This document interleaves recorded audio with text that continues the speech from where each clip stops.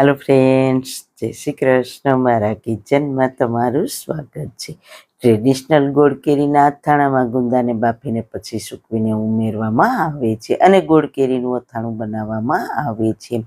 જો તમારા ગુંદા બાફો પછી સૂકવો એટલે કાળા પડી જાય છે અથવા ચીકણા પડી જાય છે તો આ વિડીયોને બિલકુલ સ્કીપ કર્યા વગર જોજો.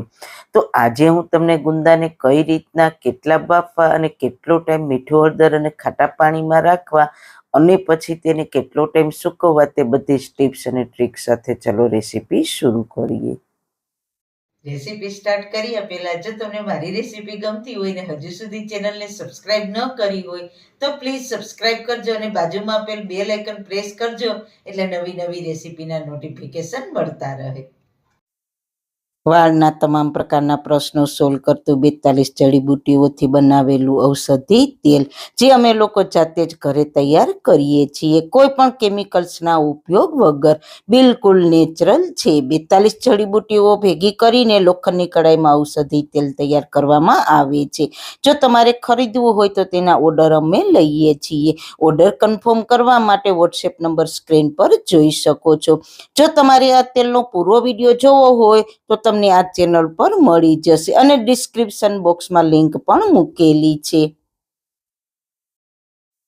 સૌથી પહેલા મેં 2 કિલો ગુંદા લીધા છે. ગુંદા હંમેશા આવા ફ્રેશ હોય તેવા જ લેવાના અને ગુંદાની ઉપર આવી રીતના સફેદ થઈ જાય એટલે સફેદ સારી જેવું થઈ જાય તેવા જ ગુંદાને બાફવા માટે પસંદ કરવાના. જો કાચા ગુંદા હશે તો કાળા પડી જશે એટલે આવા ગુંદાની ઉપર સફેદ જેવું થાય તેવા જ ગુંદાની પસંદગી કરવાની. હવે આ બધા જ ગુંદાને આપણે તેની દાંડલીથી અલગ કરી લઈએ. ગુંદાને બાફવા માટે ગુંદાને આ રીતના અલગ કરવા ખૂબ જ જરૂરી છે. તો આ રીતના બધા જ ગુંદાને દાંડલીથી અલગ કરી લઈએ. તો આ રીતના બધા જ ગુંદાને દાંડલીથી અલગ કરીને તૈયાર કરી લીધા છે. આ રીતના ટોપલાનો ભાગ હોય તે રહેવા દેવાનો. હવે તેને બાફી લઈશું. તો ગુંદાને બાફવા માટે મેં પહેલા જ પાણી ગરમ મૂકી દીધું હતું. જેટલા ગુંદા તમારે હોય તે પ્રમાણે ગુંદા ડૂબે તેટલું પાણી લેવાનું છે.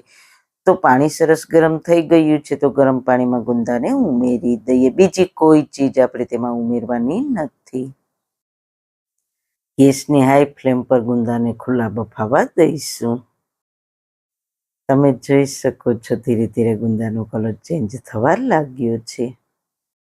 હવે ગુંદાને ચેક કરી લઈએ. તો ચમચામાં લઈને જોઈએ તો આટલા ગુંદામાંથી 5-6 ગુંદા આ રીતના બફાઈને સહેજ એવા ફાટી જાય તેવા બાફવાના છે. હવે ગેસની ફ્લેમ બંધ કરી દઈએ. એકદમ સહેલી રીત છે. જો તમે આ રીતના બાફીને સૂકવશો એટલે તમારા ગુંદા ક્યારેય પણ કાળા કે ચીકણા નહીં થાય, મારી ગેરંટી છે. હવે આપણે તેને કાણાવાળા વાસણમાં લઈ લઈએ. બધું જ પાણી નિતારીને એકદમ કોરા કરવાના નથી. 1-2 ચમચી જેટલું પાણી રહે એટલે ગુંદાને ફરી તે જ તપેલામાં લઈ લઈએ. અને ગુંદા થોડા ગરમ હોય ત્યાં તેમાં અડધો કપ મીઠું અને 2 ચમચી હળદર પાવડર નાખીશું. મીઠું છે તે અથાણામાં પ્રિઝર્વેટિવનું કામ કરે છે.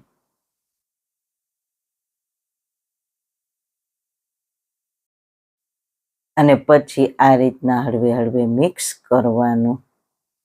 થોડી જ વારમાં મીઠાનું પાણી થશે અને બધા જ ગુંદા સારી રીતના મિક્સ થઈ જશે.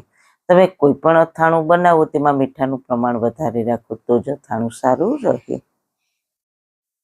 તમે ગોળ કેરીનું અથાણું બનાવો એટલે કેરી અને ગુંદામાં તો મીઠું ચડિયાતું નાખવાનું જ. અને ગાજર અને મસાલામાં મીઠું બિલકુલ ઓછું હશે તો પણ ચાલશે. જો ગુંદામાં તમે મીઠું ઓછું રાખશો તો ગુંદા તમારા કાળા અને ચીકણા થઈ જશે. હવે ગુંદાને ઠંડા થવા દઈએ. ગાજરની ચીરો અને તેની છીણમાં બિલકુલ મીઠું ઉમેર્યા વગર તેની સૂકવણીની રીત મારી ચેનલ પર મેં આગળ શેર કરેલી છે. તેની લિંક ડિસ્ક્રિપ્શન બોક્સમાં મૂકેલી છે. તો ગુંદા સરસ ઠંડા થઈ ગયા છે, તો હવે તેમાં આપણે કેરીનું ખાટું પાણી નાખીશું. ગુંદાને એકદમ સરસ ઠંડા થવા દેવાના, એ વાતનું ખાસ ધ્યાન રાખવાનું.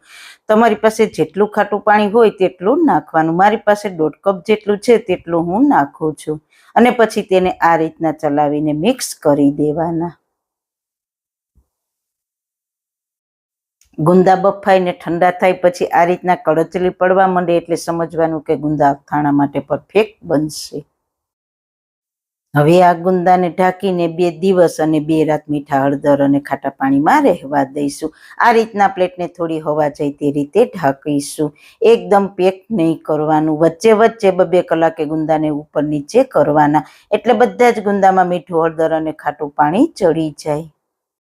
ગુંદાને 2 દિવસ અને 2 રાત થઈ ગઈ છે. તમે જોઈ શકો છો ગુંદા આપણા એકદમ સરસ પીળા અને કળચલી વાળા થઈ ગયા છે, એટલે કે પરફેક્ટ થઈ ગયા છે. બધા જ ગુંદા આવી રીતના કળચલી વાળા અને એકદમ સરસ પીળો કલર આવ્યો છે. તો હવે તેને આપણે કાણાવાળા વાસણમાં લઈને બધું જ પાણી નિતારી લઈએ.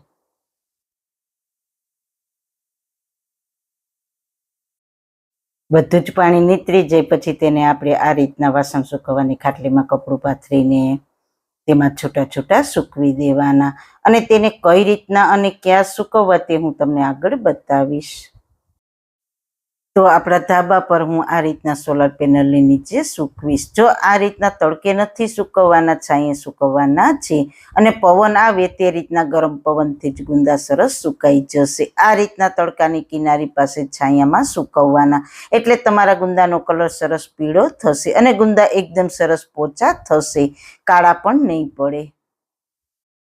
1 દિવસ ધાબા પર છાંયે અને રાત્રે પંખા નીચે સૂકવ્યા બાદ તમે જોઈ શકો છો ગુંદા થોડા સુકાઈ ગયા છે. તો હવે તેનો ઉપરનો ટોપાનો ભાગ છે તેને કાઢી લઈએ અને ઠળિયાને પણ અલગ કરી લઈએ. ઠળિયા તમારે ના કાઢવા હોય તો તમારે નહીં કાઢવાના, પણ હું તો વર્ષ ઠળિયા કાઢી જ લઉં છું. આ રીતના ઠળિયા કાઢી લઈશું એટલે હવે 1 જ દિવસમાં ગુંદા સરસ સુકાઈ જશે. બધા જ ગુંદામાંથી મેં ઠળિયા અલગ કરી લીધા છે. હવે આ ગુંદાને ફરી આપણે ધાબા પર છાયામાં પવન આવતો હોય ત્યાં સૂકવી દઈએ. ખરેખર ગોળ કેરીનું અથાણું તમે જ્યારે આકાશમાંથી ગરમ પવન એટલે કે લૂ વરસતી હોય ત્યારે તેમાં ફરી તમને કહું કે ગરમ પવનમાં આને છાંયે સૂકવીને બનાવું તો અથાણું આખો વરસ ખરાબ નહીં થાય. તો મેં ગુંદાને 2 દિવસ ધાબા પર ગરમ પવનમાં, છાયામાં અને 1 રાત પંખા નીચે સૂકવ્યા છે. ગુંદા આપણા અથાણા માટે તૈયાર થઈ ગયા છે. ગુંદા એકદમ સરસ આવા સુકાવા જોઈએ. આમ સુકાઈ ગયા છે અને આમ પોચાશે. બસ આવા જ ગુંદા સુકાશે તો આખું વરસ તમારું ગોળ કેરીનું અથાણું બગડશે પણ નહીં અને ગુંદા સરસ ખાવામાં પોચા રહેશે અને કાળા પણ નહીં પડે. હવે આ ગુંદાને આપણે ગોળ કેરીના અથાણામાં મિક્સ કરીને અથાણું બનાવવાનું છે. તો આ ગુંદાને તમે ગોળ કેરીના મસાલામાં નાખશો એટલે એકદમ સરસ સોફ્ટ થઈ જશે, વડીલો ખાઈ શકે તેવા. તો જરૂર એકવાર ટ્રાય કરજો. સારું ખાઓ, ખુશ રહો. આવી સરસ રેસીપી જોવા માટે તમારો ખૂબ ખૂબ આભાર. મારી રેસીપીને લાઈક કરજો, શેર કરજો, મારી ચેનલને સબસ્ક્રાઈબ કરજો. ફરી મળીશું એક નવી જ રેસીપી સાથે. ત્યાં સુધી બધાને મારા જય શ્રી કૃષ્ણ.